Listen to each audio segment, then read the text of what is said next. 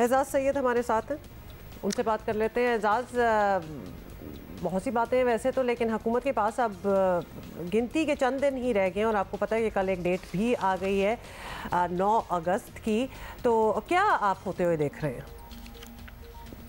देखिए, शहबाज शरीफ साहब का इरादा बदले या ना बदले, इससे इस बात का कोई फ़र्क नहीं पड़ता। ये हुकूमत जा रही है और 13 अगस्त तक जो निगरान वज़ीर आज़म है उसका नाम भी आ जाएगा और निगरान वज़ीर आज़म जो है वो काबीना भी उनकी सामने आ जाएगी।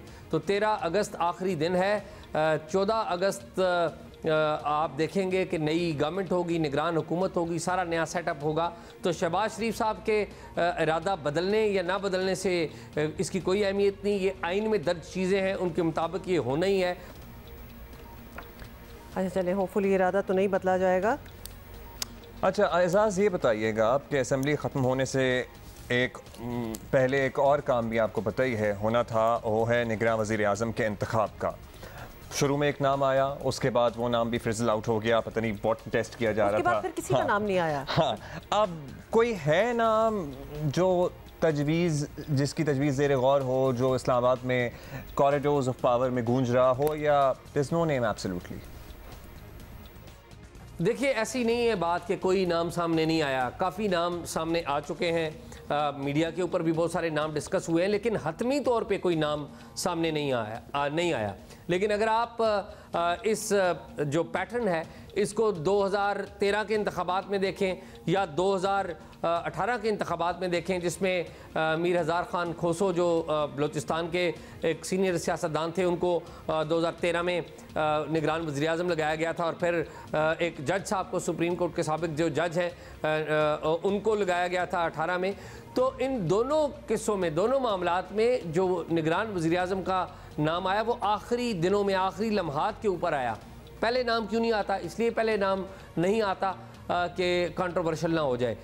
इस वक्त दोनों जो जमातें हैं बड़ी पूरी कंसल्टेशंस में हैं, बातचीत हो रही है, कुछ नाम सामने आए थे और एक आध नाम पर शायद इत्तफाक भी हो गया था, लेकिन पीपल्स पार्टी समझ रही थी कि बाप पार्टी उसमें शामिल हो जाएगी।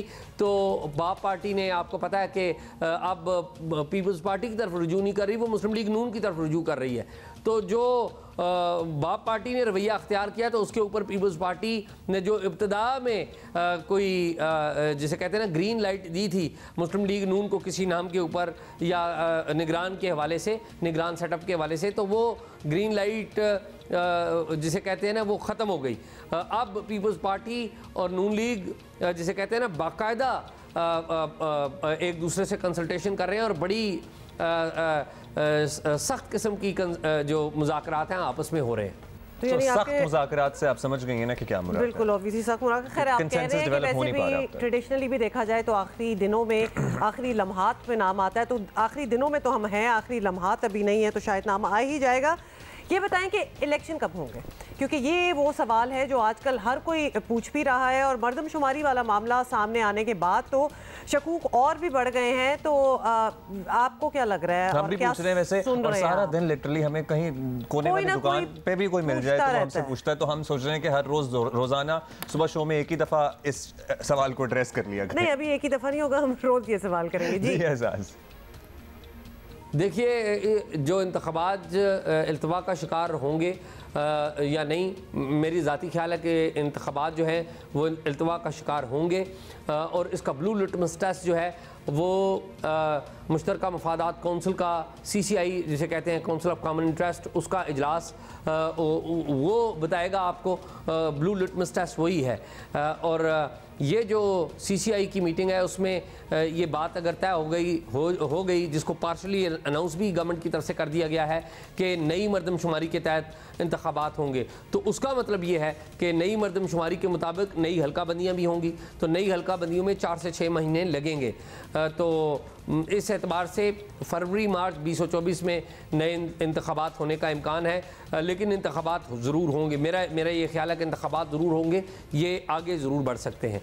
ये मेरी कैलकुलेशन यही है। आपकी कैलकुलेशन यही है। बहुत शुक्रिया आपका एजाज़ सैयद, हमें अपडेट कर रहे थे।